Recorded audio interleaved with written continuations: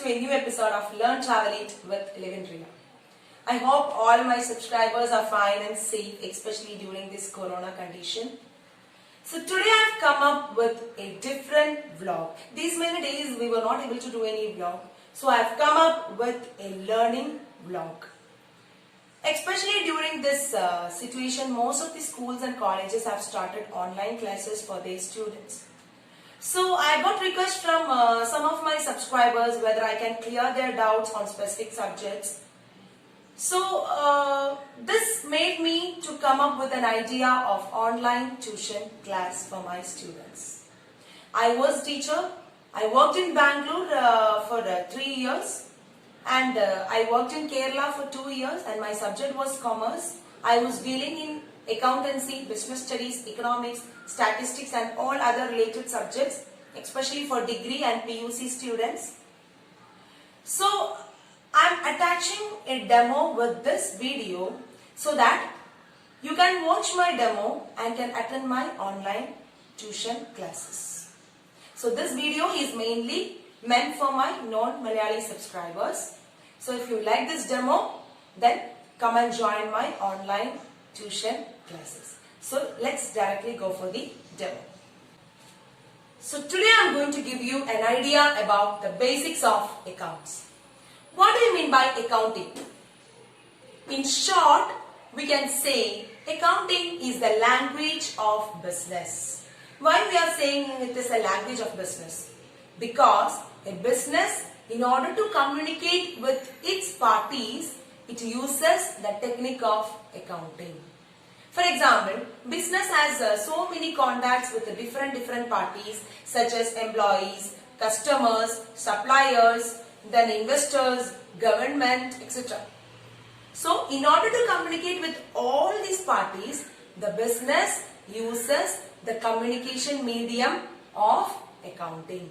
So, in short, we can say a business uses accounting for the purpose of communication. So, accounting is the language of business. Now, let's discuss the important parties to the business. That is, to whom all the business are having contact. The business is having contact with these many people. The first one is suppliers. Who are suppliers?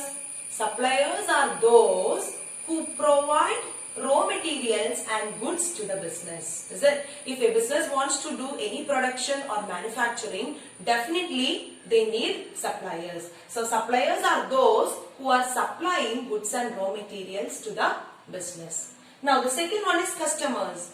Will there be any profit for business if there are no customers?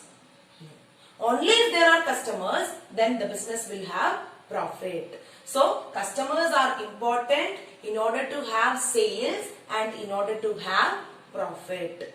Next one is investors. Investors are those who invest in the shares and debentures of the business. Bonds, shares, debentures. So investors, they look upon the profit of the business and they invest in the business. So investors are also another important party which the business is having contact with. Next one is employees. Who are employees? Employees are the workers in the organization. So if a business wants to run to its highest, they need employees. Without employees, a business cannot run. So employees are also important in case of business. Next one is government. In order to run a business properly, they have to follow, They have to follow all the rules and regulations of the government. Business has to pay tax to the government. So only then the business can run successfully. So government is also another important party to the business. Others include financial institution, bank, money lending institution. So all these include other business organizations. So all are considered as others because a business will have definitely a contact with a bank. Business will have definitely a contact with other business organization, other money lending institution, other financial institutions. So all are considered as important parties to the business. Now let's discuss the golden rules of accounting. If you understand this golden rules, then it will be easy for you to do the problem solving. And you will also understand the terms of debit and credit. So the first golden rule is debit what comes in, credit what goes out. So whenever you learn accounts, you should always consider yourself as the business. So we are the business. If we are the business, whatever is coming into the business, it must be considered as debit. And whatever is going out of the business must be considered as credit. Okay. So anything may come into the business, is it? And this is applicable for real accounts, for real things, real items. Okay, so anything can come into the business. Cash can come into the business. A machinery can come into the business. A goods, raw materials, everything is coming into the business. So whatever is coming in must be debited. And whatever is going out, okay, finished products will go out of the business. Cash will go out of the business. So whatever is going out must be credited. So this is the first golden rule of accounting. Next we'll move on to the second golden rule of accounting. What is the second golden rule of accounting? Debit the receiver, credit the giver. Debit to the receiver, credit to the giver. This is applicable for personal account. Person. Okay. So who is the receiver? We are the business. Okay. We are giving something to some other business, or we are giving some raw materials or finished goods to some other business. Suppose ABC Limited. So we are giving the goods, and who is receiving the goods? ABC Limited is receiving the goods. So for us or for our business, who is the receiver? ABC Limited is the receiver. So what we have to do? Debit. We have to consider ABC Limited as debit. Next, credit to the giver. We are the business. Okay. PQR Limited is giving something to us. PQR Limited is giving something to us. So who is the giver? PQR Limited is the giver for us. Okay. For us, for our business, who is the giver? PQR Limited is the giver. So what we have to do with PQR Limited? We have to credit them. Okay. And this is applicable for personal accounts. Personal means it can be a person. It can be a bank. It can be other business organization. It can be a financial institution. All are considered as person in the business. So debit the receiver, credit to the giver. Suppose we are taking loan from State Bank of India, SBI. So what is happening? SBI is giving loan to us. SBI is giving loan to business. So for the business, who is the giver? SBI is the giver. So giver, what you have to do? We have to consider it as credit. Now we are depositing some money in SBI. We are depositing some money in SBI. So we are giving money to SBI. SBI is receiving our cash. Is it? SBI is receiving our cash. So for us, who is receiving the cash? SBI. So SBI is considered as receiver. So SBI will be correspondingly debited.